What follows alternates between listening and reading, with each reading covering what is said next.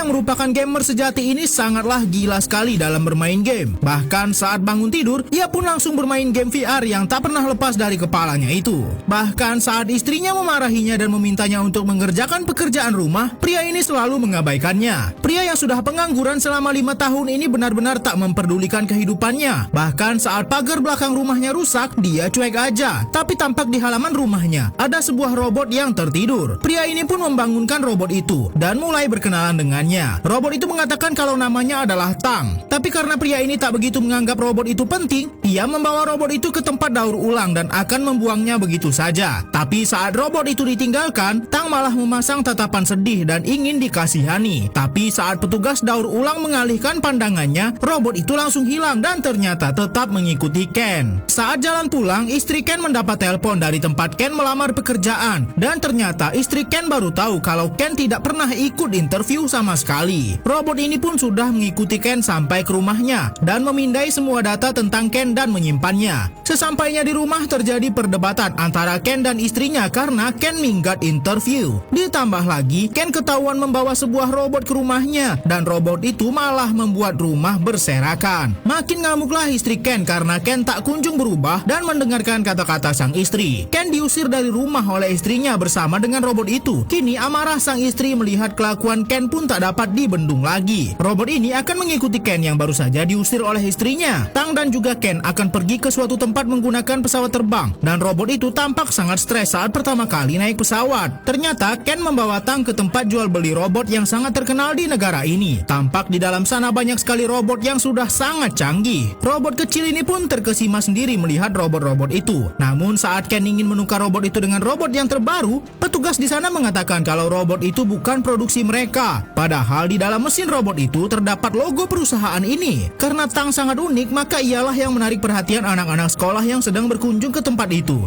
Dan juga petugas yang ada di sana tertarik untuk meneliti Tang lebih jauh dan memperbaiki sedikit kerusakan yang dialami oleh Tang. Petugas mengatakan walau bentuk Tang sangat terlihat rongsok, tapi Tang adalah robot yang sangat spesial. Petugas ini pun mencarikan rekannya di seluruh penjuru dunia yang bisa memperbaiki Tang. Dan ada salah seorang ilmuwan dari Cina yang mau memperbaiki robot itu. Tapi Ken ragu karena tempat itu sangat jauh. Mereka pun pergi dari tempat itu dan mencari secangkir kopi untuk Ken. Tapi Tang malah pergi ke arah festival yang banyak sekali orang berjualan di sana. Robot kecil ini berlari membawa secangkir kopi, tapi karena ia sangat oleng, kopi di dalam gelas itu banyak sekali yang tumpah. Ia pun memberikan kopi itu kepada Ken. Ken mulai tersentuh dengan inisiatif Tang yang sudah membelikannya kopi. Walau isi kopinya tinggal sedikit, ia tetap meminumnya dengan tersenyum. Robot itu pun tampak senang melihat reaksi tuannya.